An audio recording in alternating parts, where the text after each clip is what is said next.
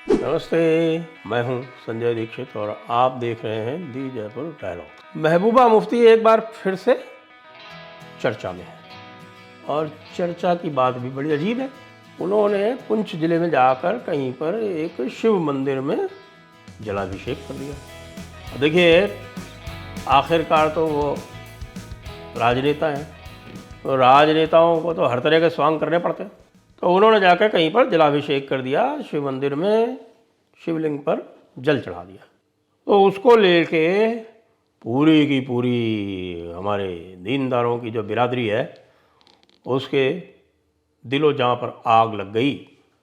और आग भी ऐसी लगी कि धुआं दूर दूर से दिखाई पड़ रहा है कि ए तू महबूबा, बिल्कुल ए तू ब्रूतस की तर्ज पे कि महबूबा तू भी। अरे भाई, हम आरिफ मोहम्मद ख़ान से उम्मीद कर सकते थे, हम हो सकता है कि और जो ये छोटे मोटे इधर उधर घूमते रहते हैं उनसे भी उम्मीद कर सकते थे। कोई जो है ये बैठे हुए हैं हमारे मुख्तार अब्बास नकवी जैसे या शाहनवाज़ हुसैन जैसे जिनकी बीवियां हिंदू हैं, उनसे भी उम्मीद कर सकते थे। वो भी नहीं करते हैं, वो हमारे लिए बहुत अच्छा तकैया का काम करते हैं। लेकिन तुम महबूबा, तुम कश्मीरी होके तुमसे तो ये कतई उम्मीद नहीं की जा सकती थी।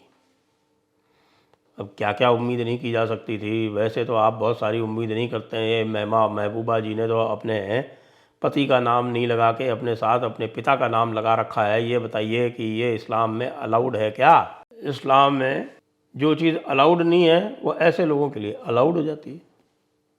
मुफ्ती कैसे हो गई साहब? महिला मुफ्ती हो सकती है क्या?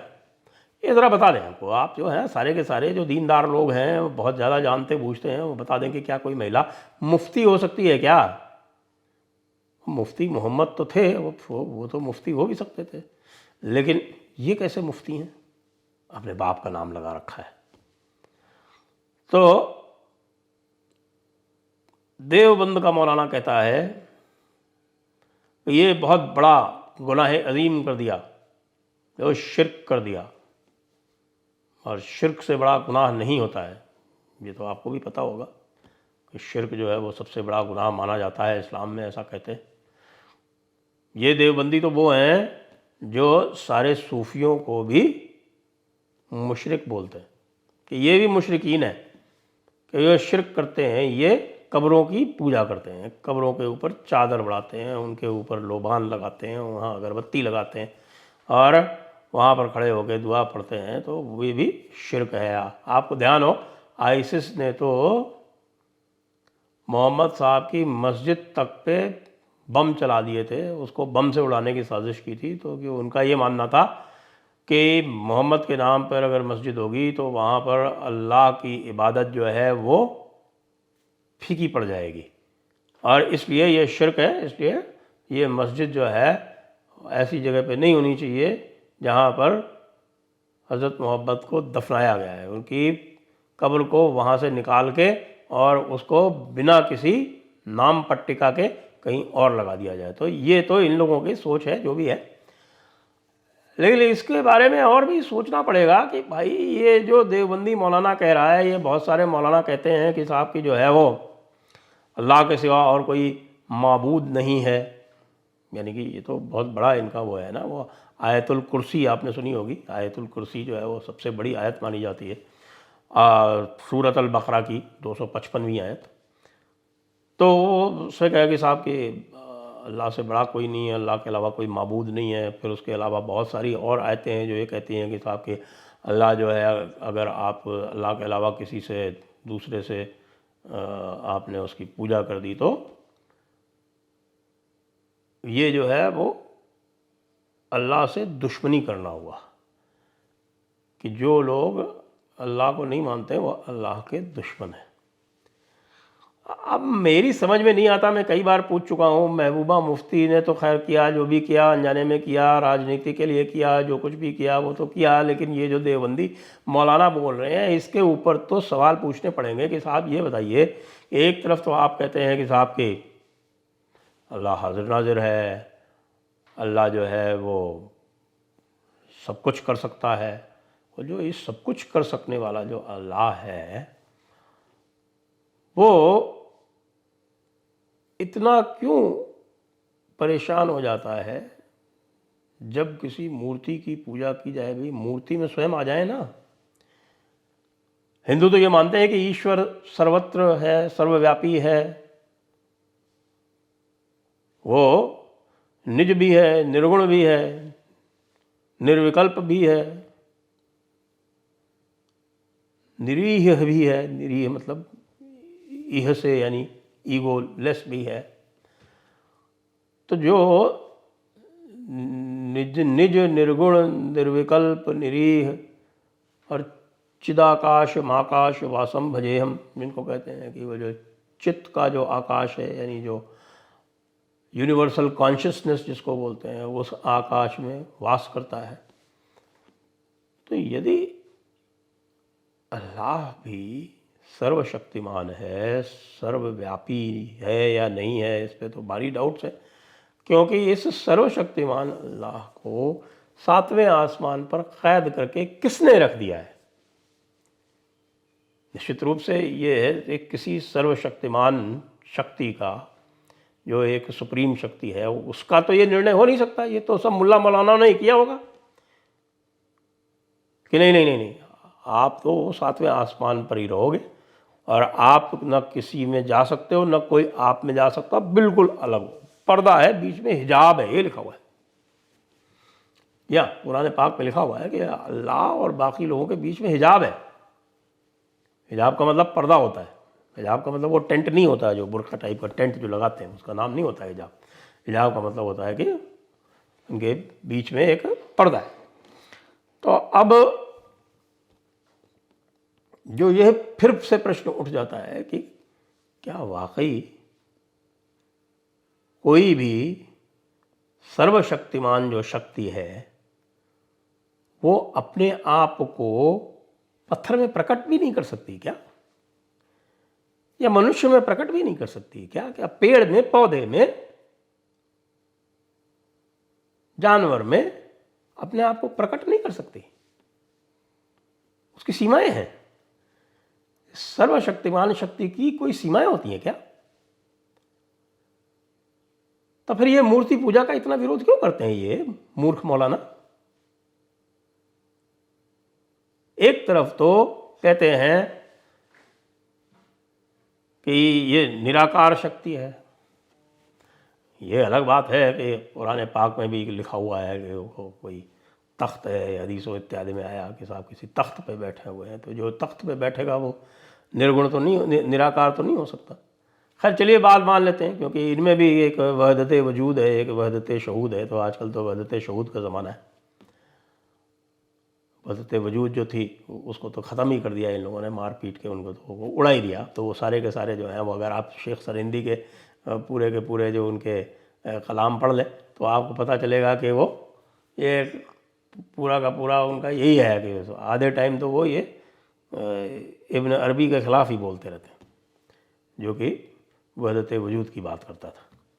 तो हर मान लेते हैं शेख सरिंदी की बात से तो कम से कम भारत में भी वहदत वजूद नहीं है। यहाँ तक कि जो ये सूफ़ी वाले भी हैं वो भी सब कुछ करते हुए भी, कब्रों को पूजते हुए भी, अपने पूर्वजों को पूजते हुए भी, सब कुछ करते हुए भी अपने आप को शहादत की अज़ान देते हैं।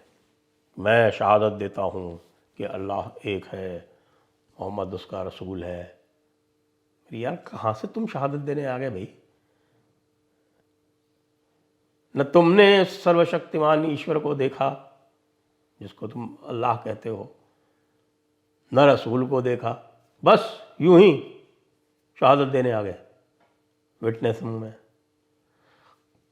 तो ये जो एक भारी समस्या जो है, ईश्वर निराकार तो है लेकिन निर्गुण नहीं है। अल्लाह निराकार तो है लेकिन निर्गुण नहीं है। वह आपसे क्रोधित होता है। यदि आप किसी और की पूजा कर लें तो अल्लाह क्रोधित भी हो जाता है। क्रोधित होकर आपको दोज़ख की आग में जलाता भी है, सज़ा देता है।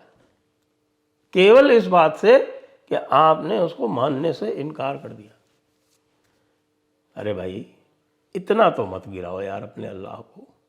अल्लाह एक सर्वशक्तिमान शक्ति है। हम तो ये मानते हैं कि भाई एकम सत बहुधा विप्रा वदंती में ईश्वर और अल्लाह एक समान है। यद्यपि आप नहीं मानते हो, क्योंकि आपके हिसाब से कि जो है वो अल्लाह बहुत सुपीरियर है, लेकिन आप जो डिस्क्रिप्शन करते हैं उसके हिसाब से तो आप अल्लाह को सुपीरियर तो नहीं बनाते। कम से कम इतना तो बिल्कुल पक्का हो गया। अब इसी का दूसरा उदाहरण ले लेते हैं। दूसरा उदाहरण जो है वो भगवद गीता में भगवान क्या कहते हैं?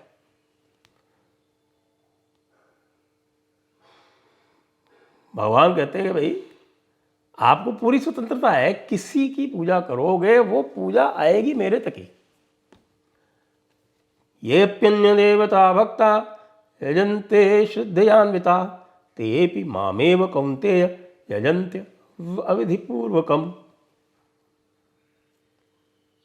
लेकिन जो मुझको भजेंगे, यानी सर्वशक्तिमान ईश्वर को भजेंगे, चाहे भक्ति भाव से भजें, चाहे ज्ञान भाव से या राजयोग से, किसी भी प्रकार से आप भजेंगे तो वो आप मुझे प्राप्त होंगे। और फिर उसके बाद फिर अलग अलग लेवल्स हैं। परब्रह्म जो एक ईश्वरीय शक्ति है वो प्रथम स्तर है। दूसरे स्तर पर इष्ट है ब्रह्मा विष्णु महेश, जो इस पूरे विश्व के कारक हैं, लेकिन वो द्वितीय स्तर पर ही है, वो प्रथम स्तर पर नहीं है। प्रथम स्तर पर तो एको वशी सर्वभूतांतरात्मा एकम रूपम बहुधा यह करोति। एक कंट्रोलिंग पावर है जो अलग अलग रूप में अपने को प्रकाशित करती है। तो अब ये भी बताया कि ये प्यन्य देवता भक्ता भजन्ते शुद्ध्यान्विता तेपि मामेव कौन्तेय यजन्ते विधिपूर्वकम। ये बात आ गई। तो जो दूसरों को भजते हैं वो उनको प्राप्त होते हैं। यानी आपको मोक्ष चाहिए, आप इस साइकिल से, जन्म मृत्यु के चक्र से निकलना चाहते हैं, तब तो आपको एक सर्वशक्तिमान की बात करनी पड़ेगी, वरना आप ब्रह्मा विष्णु महेश का भी कर सकते हैं और देवताओं का भी कर सकते हैं। वो तृतीय स्तर पर है।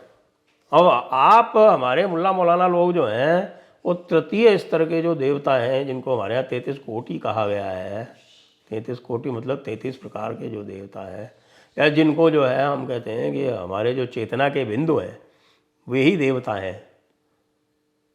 हमारी चेतना का जो वायु का बिंदु है वो हनुमान जी है। हमारी चेतना के जो जल बिंदु हैं वो वरुण देवता है। तो इस प्रकार से अलग अलग देवता जो है वो चेतना के अलग अलग बिंदु को कवर करते हैं। तो आप जो है उस सर्वशक्तिमान ईश्वर को इन देवताओं के स्तर पर उतार देते हैं, जो तृतीय स्तर है। इसलिए मुल्ला मौलानाओं, तुम जो है महबूबा से रश्क मत करो, उससे जो है द्वेष भाव मत रखो, और क्रोध मद मात्सर्य को त्यागो, और आप फिर से जो है वो एक कोर्स करो।